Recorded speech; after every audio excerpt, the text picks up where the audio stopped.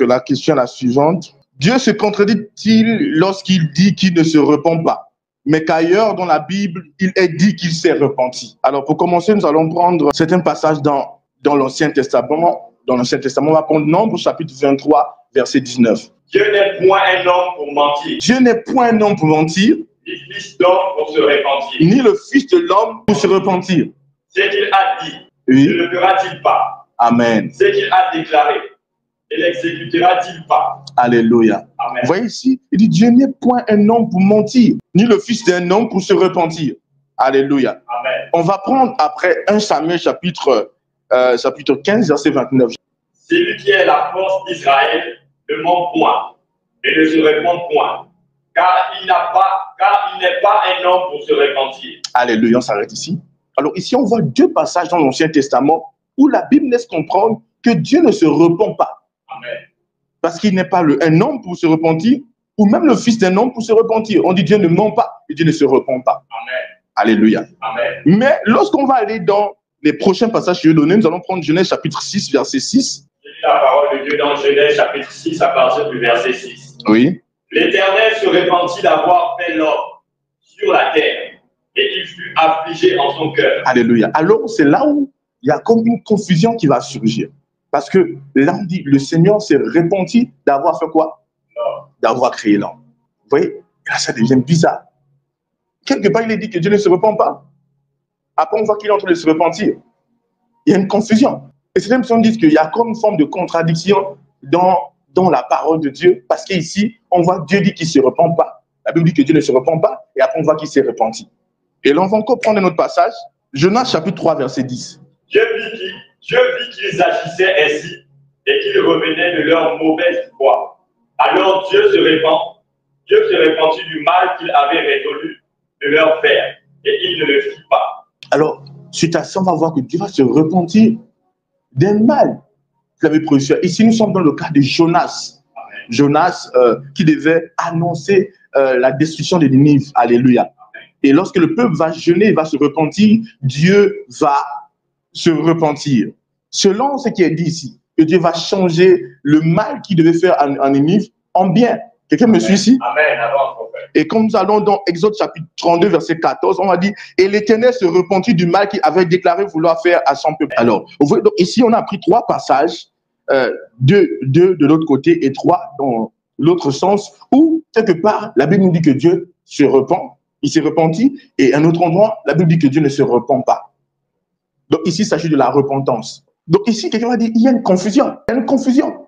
On dit que Dieu ne se repent pas, après, on dit qu'il se repent après. Confusion. Alléluia. Amen. Or, la Bible n'a pas de contradiction ou de confusion. Amen. Vous voyez un peu ici, les gens vont parler de contradiction. Mais ce n'est pas une contradiction, nous allons le voir. Alléluia. Amen. Il y a ce qu'on appelle les langues riches et des langues pauvres. Quelqu'un me suit ici? Amen. Une langue peut être riche par rapport à une autre. Et lorsqu'on dit qu'une langue est riche par rapport à une autre, c'est en fonction de certains facteurs. Parce que tout simplement, la langue a plus de mots, la langue exprime plus de choses. Vous voyez? Deux éléments qui ne trouvent pas leur définition ou des mots dans une langue peut trouver des mots dans une autre langue qui va les distinguer. Alléluia. Amen. Alors, lorsqu'on parle de langue riche et langue pauvre, l'anglais est une langue riche, par exemple, dans le domaine de l'informatique. Vous allez voir que lorsqu'on est dans le domaine de l'informatique, même dans la programmation, ou même dans tout ce qu'on appelle informatique, l'anglais sera très présent. C'est pourquoi certaines personnes, lorsqu'ils doivent exceller, par exemple, dans le domaine informatique, ils doivent absolument pouvoir apprendre l'anglais. Mais dans le domaine de la théologie et de la spiritualité, l'hébreu est plus riche que l'anglais. L'hébreu est plus riche que le français. Amen.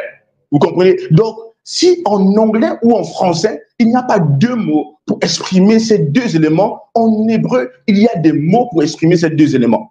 Quelqu'un me suit ici? Amen. Alors, dans la première typologie des passages que nous avons vus, alléluia, nous allons voir que le mot utilisé ici, c'est choose, alléluia. Amen. On va nous épingler ça ici, alléluia. Amen. Il indique un changement de direction volontaire, quitter le péché pour retourner à Dieu, se détourner du mal suite à une erreur. Et lorsqu'on arrive dans Genèse chapitre 6, verset 6, l'Éternel se repentit d'avoir fait l'homme sur la terre, et il fut affligé dans son cœur. Le mot ici, c'est Nacham. Alléluia. Amen. Je pense qu'il s'est épinglé là. Nacham. Alléluia. Amen. Alors, ces deux mots ont une différence dans la connotation. Amen. Alléluia. Parce qu'Israël s'est mal comporté. Amen. Il va détruire Israël. Amen. Et il fera de Moïse quoi? Une grande nation. Quelqu'un me suit ici? Amen. Avance. Verset 11. Moïse implora l'Éternel son Dieu Oui. et dit, pourquoi, ô Éternel, ta colère s'enflammera-t-elle contre ton peuple Oui. que tu as fait sortir du pays d'Égypte Oui. par une grande puissance et par une main forte? Oui. Pourquoi les Égyptiens diraient-ils, c'est pour leur malheur qui les a fait sortir? Oui. C'est pour les tuer dans les montagnes et pour les exterminer de dessus la terre. Reviens de l'ardeur de ta colère et réponds-toi du mal que tu veux faire à ton peuple. Alors, je tiens à éclairer qu'ici, c'est le mot Nacham. Quelqu'un me suit ici? Amen. Va dans Nombre 23, verset 19. Je lis la parole de Dieu dans Nombre, chapitre 23 et verset 19. Oui. Dieu n'est point un homme pour mentir, Oui. ni le fils d'un homme pour se repentir. Oui. Ce qu'il a dit, Oui. ne le fera-t-il pas? Oui. Ce qu'il a Et je déclaré. dis ici, c'est chouve. Parce que ça, c'est la repentance humaine. Dieu ne fait pas une erreur pour se repentir. Amen. Dieu ne fait pas du mal après pour se repentir. Amen. Mais Nacham, c'est la repentance de Dieu. Cette repentance qui est liée au fait que Dieu va voir le changement du peuple et il va comme changer ce qu'il était censé faire. Amen. Parce que la repentance de l'homme, c'est le changement du caractère intérieur. L'homme fait une erreur et il change. Amen. Or, Dieu ne fait pas d'erreur. Tout ce que Dieu dit est parfait. Tout ce que Dieu fait est juste. Amen. Donc, Dieu ne fait pas en réalité des erreurs. Amen. Vous comprenez? Tout ce que Dieu fait est juste. Amen. Même si Dieu dit que quelqu'un doit mourir, ce n'est pas une erreur, c'est une justice selon Dieu. Amen. Donc, quand on dit que Dieu ne se repent pas, c'est que Dieu ne fait pas une erreur après pour se détourner du mal. Amen. Avant. Vous voyez? Mais lorsqu'on dit que l'homme se repent, l'homme fait une erreur qui doit se détourner du mal. Or, lorsque Dieu se repent, Dieu, il n'a pas fait d'erreur. Dieu dit juste, je n'ai pas fait d'erreur, mais à cause du changement de l'homme, le changement de l'état de l'homme, Dieu va changer le jugement qu'il a par compassion. Donc, vous voyez qu'ici, ce n'est pas la repentance liée aux erreurs. Parce que les hommes se repentent pour revenir vers Dieu. Parce qu'ils ont fait des erreurs. Ils ont commis le mal. Ils ont fait ce qu'il ne fallait pas. Et vous allez voir que quand on dit que Dieu ne se repent pas, en fait, Dieu ne change pas. Parce que la repentance, c'est le changement. Ce n'est pas juste le changement de voie, mais c'est un changement intérieur. Or, Dieu ne change pas de l'intérieur. Parce que tout simplement, Dieu est inchangeable. Il y a deux mots utilisés pour la repentance. Il y a la repentance de l'homme et il y a la repentance de Dieu. Dieu ne peut pas se repentir selon l'homme parce que Dieu ne fait pas le mal. Amen. Alléluia. Mais selon l'homme se repent parce que l'homme fait le mal. L'homme prend une mauvaise direction. Il a pris une mauvaise direction qui n'est pas en accord avec Dieu. Il doit se repentir parce que Dieu même est la justice. Amen. Dieu est même ce qui est juste. Dieu est ce qui est parfait. En lui, il n'y a pas de changement. Dieu ne peut pas faire le mal et devenir meilleur après. Dieu est bon à tout moment. Alléluia. Donc Dieu ne se repent pas selon les hommes. Donc on dit que Dieu ne se repent pas. C'est la repentance de l'homme. Alléluia. Amen. Ici, nous avons chouve. On dit, il indique un changement de direction volontaire, quitter du péché pour retourner à Dieu. Alléluia. Donc, Dieu n'est pas un pécheur. Amen. Vous voyez, en fait, pourquoi les gens ont mis repentance dans les deux sens, en anglais, en français? Parce que tout simplement, il y a un changement d'action. Or, le changement d'action ne suffit pas. Vous parlez de repentance aussi profonde. Vous voyez, or, vu que le français et l'anglais ne sont pas riches, le mot repentance, ils le mettent partout. Or, quand on dit que Dieu se repentit, c'est juste un changement en fonction du changement de l'homme. Parce que l'homme a changé, Dieu dit il change. Quelqu'un me suit ici? Parce que Dieu est gracieux, Dieu est miséricordieux. Il change sa manière de faire. Ça ne veut pas dire qu'il change dans sa personne. Alléluia. Est-ce que c'est clair ici? Donc nous voyons que l'homme, la repentance de l'homme, c'est quoi? C'est chouve. La repentance de Dieu, c'est Nacham. Nacham, c'est juste le fait, Dieu a attristé. Dieu regarde l'homme et l'homme, regarde un peu comment Moïse a intercédé. Moïse dit à Dieu, Dieu, si tu détruis le peuple là, le peuple va devenir quoi? Qu'est-ce qu'on va dire de toi? Et parce que Dieu entend ça, Dieu dit, ok, je ne vais pas changer, mais je vais user de ma miséricorde. Je vais user de mes bontés. Parce que n'oubliez pas que Moïse a reçu la révélation de Dieu, que l'Éternel il est le Dieu miséricordieux, qui sont lents en colère, riche en bonté et riche en fidélité. Donc Moïse va faire appel au caractère de Dieu, ce caractère inchangeable. Et sur la base du caractère de Dieu, qu'est-ce que Dieu va faire? Dieu va dire, ok, Moïse, je ne vais pas détruire le peuple. C'est pas que Dieu change. Parce que si Dieu détruisait le peuple, c'était juste. Mais Dieu, sur la base de ce qu'il est, qu'est-ce qu'il va faire? Il va juste dire, ok, on change d'action, mais pas changer Dieu.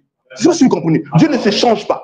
Parce que la repentance, c'est une conversion intérieure. C'est un changement de caractère. Mais lorsqu'on parle de Nacham, alléluia, quand on parle de Nacham, que Dieu se repentit, Nacham, en fait, Dieu sent une forte tristesse suite à une intercession. Et Dieu dit, je ne vais pas faire ceci.